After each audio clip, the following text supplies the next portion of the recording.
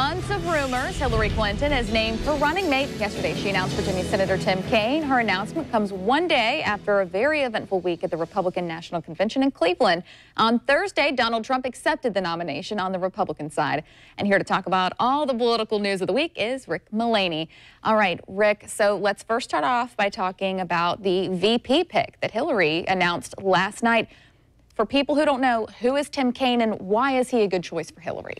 Tim Kaine, in many ways, is a traditional pick. Just like you saw Donald Trump go with a traditional pick. He's very credentialed. Harvard Law School, former mayor, former governor, former RNC chair, and in the U.S. Senate was on the Foreign Relations Committee and the Armed Services Committee. Very respected. A little more centrist than some, and that may give her politically, he may help her in three ways. One, Virginia. He's a senator from Virginia, important swing state. Second, he may help with moderates. And thirdly, he speaks fluent Spanish. But I don't think it's the politics that drove the pick. It's really more governing. I think Hillary Clinton likes Tim Kaine. He's knowledgeable. He's got a depth of experience. There's good chemistry between the two of them. On the governing side, Tim Kaine brings a lot to the ticket. May not be as politically popular, maybe not as much political upside, let's say, as a Cory Booker or a Julian Castro, but a very solid pick. So you think she did? I mean, we kind of expected him, didn't we? I mean, we had some rumors that it was going to be him. So is this something that caught you off guard, or was this? No, he has been the odds-on favorite for many, many months. Yeah. Bill Clinton likes Tim Kaine. President Obama likes Tim Kaine.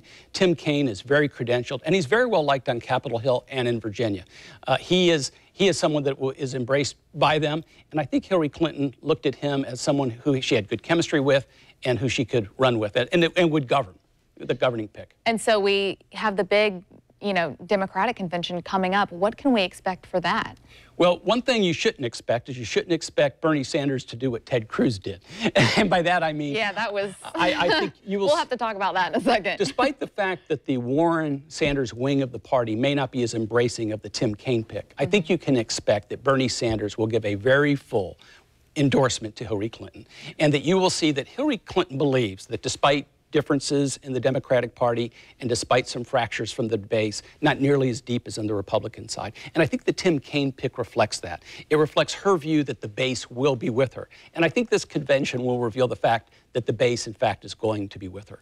Expect a couple other things. Expect them to stress unity, that they're together, and they're going to try to contrast themselves in maybe a more optimistic, upbeat picture. Their argument being that the Trump speech in particular was a little bit dark. They're going to try to paint a rosier picture. I think you'll see a party trying to portray itself as much more united. So speaking of Trump and the Republican National Convention that just wrapped up, what did you think of it? I mean, how did it, the cruise, I did watch a lot of it. I was off work, but I still tried to watch and stay in the know.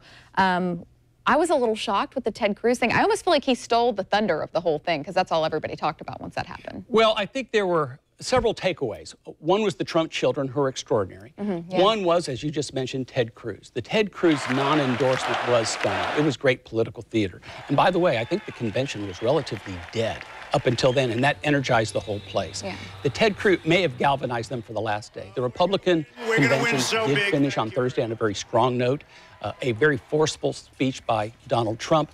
It will be remembered in part because of the Trump children, because of the non-endorsement by Ted Cruz. But in the end, it was the hour and 15-minute presentation or speech by Donald Trump that will get most of the headlines, finished on a very strong note.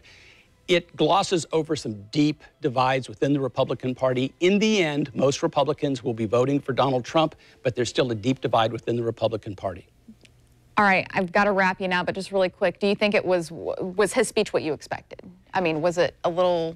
It actually was. It actually was. He connects with voters in a very big way. He did stay true to his primary form. It may not have been as all-embracing and trying to bring new voters in, but I think he addresses, or tried to address, what's on the minds of people in the public. And it was very consistent Donald Trump. He used a teleprompter, which he usually doesn't do. He stayed to the script, which he usually doesn't do. But his themes, law and order, fighting terrorism, anti-free trade, those are the themes that you're going to see on the campaign trail.